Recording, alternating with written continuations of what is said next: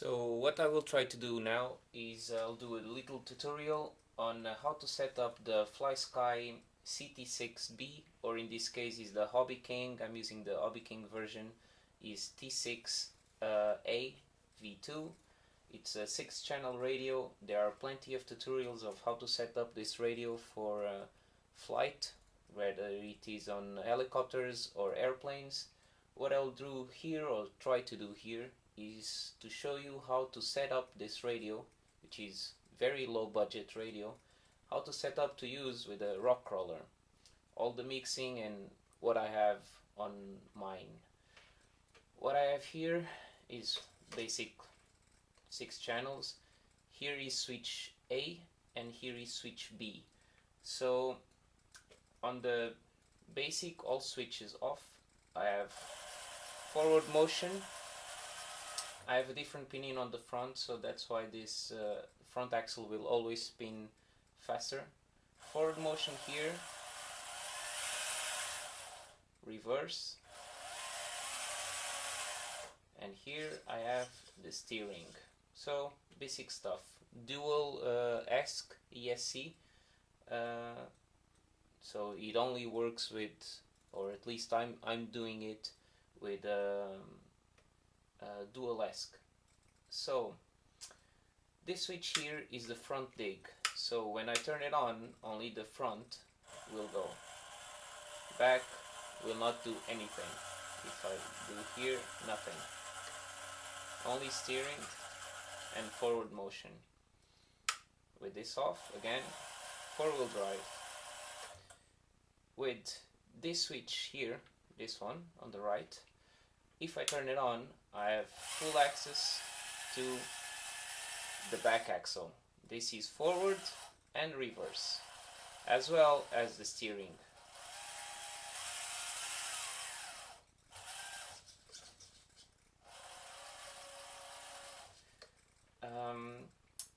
As it is, with this toggle switch down and this one up, I have 4-wheel drive, and then I can put this one, for example, rotating in the reverse direction. But they are not independent at the moment. I mean, they both go front, and I can delay here or increase the speed. Or what I can also do is switch this on and this on, and I have independent of both.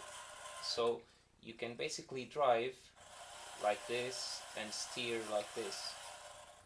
This is obviously much harder to do and harder to get used to.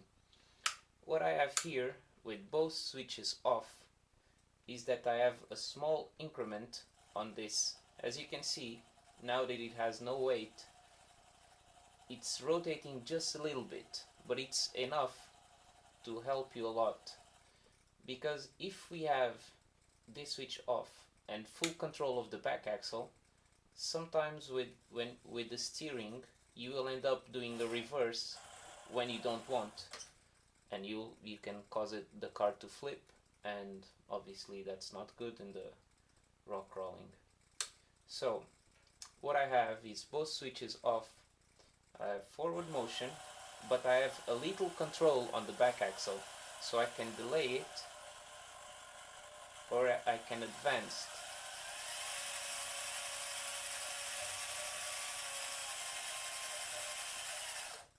But this doesn't give me enough control to get the back axle to go on reverse. It's not 100% control.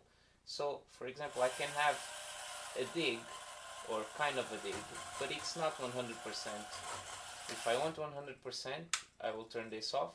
Now I have no control on the back axle, and I have full control on the front axle. So this, it just helps you on little climbs where you just want to have a bit more traction, or a bit more speed, should I say, on the back axle, or a bit less speed on the back axle, because it just gives you enough enough control on the back axle to really help you on a lot of situations. So basically this is the setup that I have here on the car itself. It's very simple, just have to get used to it, but it's quite simple setup. To continue with the setup of this radio, I'm not using the T6 config to set up this radio. I'm using a digital radio software that you can download from the internet. It has a free version, which is the one that I'm using actually, and if you want to unblock more options, you will have a paid version. I don't remember exactly how much it is, but it's pretty cheap. I will probably get the full version myself. It's the same way to set up as the T6 config, but it's more user friendly because it has more menus. Instead of a lot of independent boxes, it has everything or almost everything in this central window. So I forgot to mention before that I'm using, although this is a 6-channel radio, I only use 3 channels, of course. One for the steering, as you can see, the bar going to the left, going to the right. I'm using both for both ESC, as you can see. Channel 3 is the one for the front axle and channel 2 for the back axle. So with that in mind, what I have here, as you can see now, is I have both ESCs going forward, both going back, and the delay that I have is this much. So as you can see, it's a very small percentage, but it's enough to give me more control of the back axle and what it's doing. It's not enough, like I mentioned, not enough to have 100%. That's not what I want. I don't want 100% all the time. I can put the switch on and now I have 100% of the back axle, as you can see, but this causes me to flip, or if I'm not careful. So I prefer this option, which is just gives me enough control of the back axle to really help and make a big difference, but not enough to flip the car around. So how did I achieve this? What I have here, first of all, I have the mix.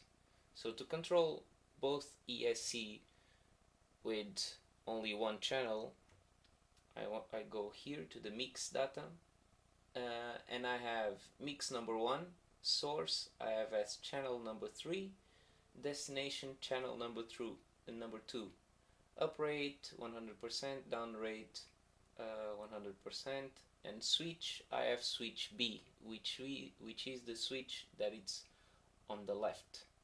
So that's my dig.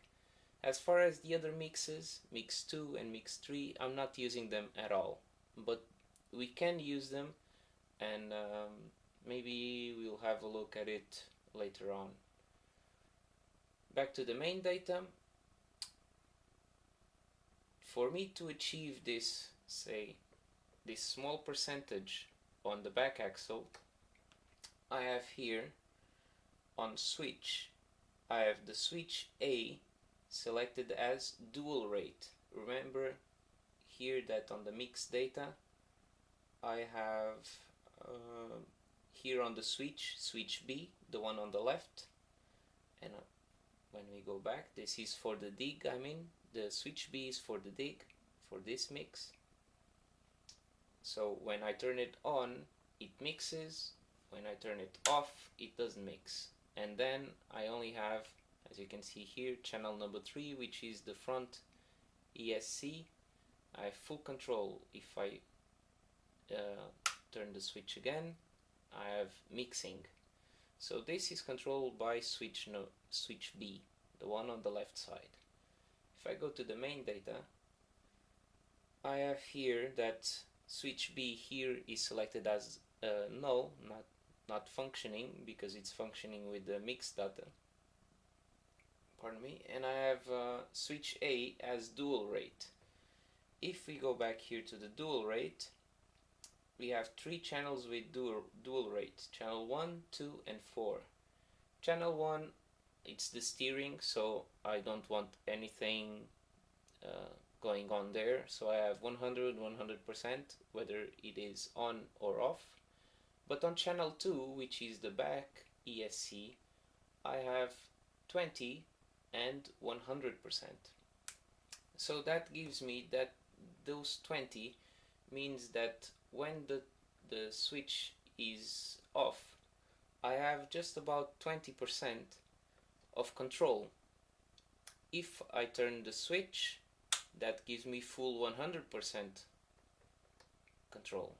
So that's how I can control the back axle independently.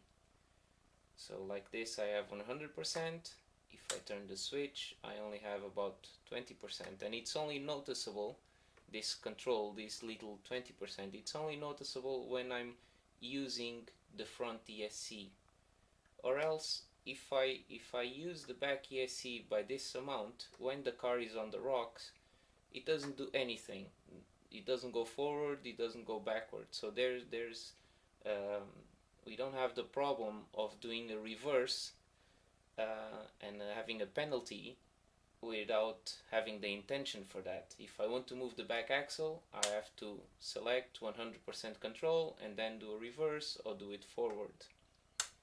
So basically that's it. The setup, it goes all channels I have 100%.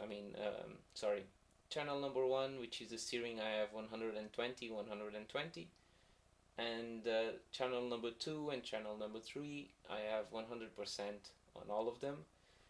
The dual rate, I have 20 for the front, for the back ESC, which is channel number 2, I have 20% and 100%, controlled by the switch A, which is the switch on the right.